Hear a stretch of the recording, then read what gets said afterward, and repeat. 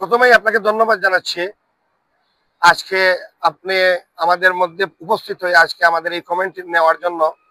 আসলে দেখুন, ডক্টর ইউনূস সাহেব যখন লন্ডনে এসেছিলেন, তখন বাংলাদেশের ১৯ কোটি মানুষ যাকে হৃদয় দিয়ে ধারণ করে, যিনি দীর্ঘ ১৫ থেকে ১৭টি বৎসর প্রবাসে থেকে বাংলাদেশের মানুষকে জাগ্রত রেখেছিলেন মানুষের বুটের অধিকারের জন্য।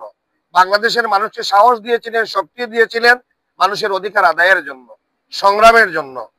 সেই বুটের অধিকার প্রতিষ্ঠার জন্য জাতীয়তাবাদী পরিবারের অনেক নেতাকর্মীদেরকে গুম হতে হয়েছে, খুন হতে হয়েছে, নির্যাতনের শিকার হতে হয়েছে, লাখ লাখ মামলার আসামি হতে হয়েছে।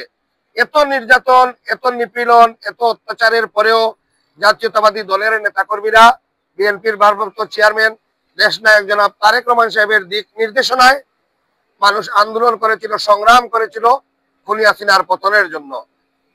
সেই খুনি হাসিনার পতন নিশ্চিত হয়েছে বাংলাদেশের মানুষের ভোটের অধিকার প্রতিষ্ঠা করার জন্য। আজকে ডক্টর ইউনূস সাহেবের যে বক্তব্য, আমরা ওনার বক্তব্যকে স্বাগত জানাই।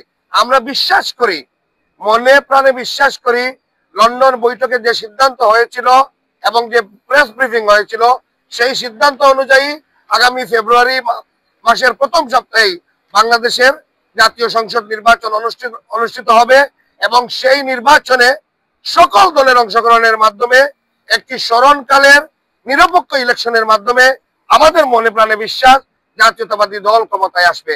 আমরা প্রথমেই যুবদলের পক্ষ থেকে, যুক্তরাজ্য যুবদলের পক্ষ থেকে ডক্টর ইউনূস সাহেবের এই সিদ্ধান্তকে, আগামী ফেব্রুয়ারি মাসে যদি তিনি নির্বাচনের ডেট ঘোষণা দেন, তাহলে ওনাকে আমরা স্বাগত জানাবো এবং দেশনায়ক জনাব তারেক রহমান সাহেবের দিক নির্দেশনায় আগামী দিনে জাতীয়তাবাদী পরিবারের নেতাকর্মীরা ঐক্যবদ্ধভাবে বুকের মাঠে মানুষের দ্বারে দ্বারে গিয়ে মানুষকে জাগ্রত রেখে, মানুষকে আবেদন করে জাতীয়তাবাদী দলের পক্ষে নিয়ে আসবেন। জাতীয়তাবাদী দল বাংলাদেশের গণতন্ত্রের বিশ্বাসী দল। জাতীয়তাবাদী দল মানুষের ভোটের অধিকারের একটি দল, যে ভোটের অধিকারের জন্য দেশনেত্রী বেগম খালেদা জিয়া দীর্ঘকাল কারাগারকে বরণ করে নিয়েছিলেন। আমরা দেখতে পাচ্ছি গতকাল doctor Nobel laureate doctor Yunus নির্বাচন ঘোষণা করেছেন। উনি বলেছেন আগামী বছরের ফেব্রুয়ারির মাঝামাঝি ইলেকশন হবে। আমার বিশ্বাস নোবেল লরিয়েট ডক্টর ইউনূস ওনার কথা রাখবেন, কোনো মানুষের পড়াশোনা করবেন না, কোনো দলের পড়াশোনা করবেন না, ওনার কথায় জায়গায় ঠিক মতো থাকবে। আমার বিশ্বাস দেশনায়ক তারেক রহমান বলেছিলেন যে দিন তারিখ দিয়েছিলেন, সেই দিন তারিখের মধ্যে নির্বাচন হবে। যদি বাংলাদেশে সুষ্ঠু নির্বাচন হয়, তাহলে বাংলাদেশে গণজোয়ার বইবে। সেই গণজোয়ারে ধানের শীষ আমরা গড়ে তুলব।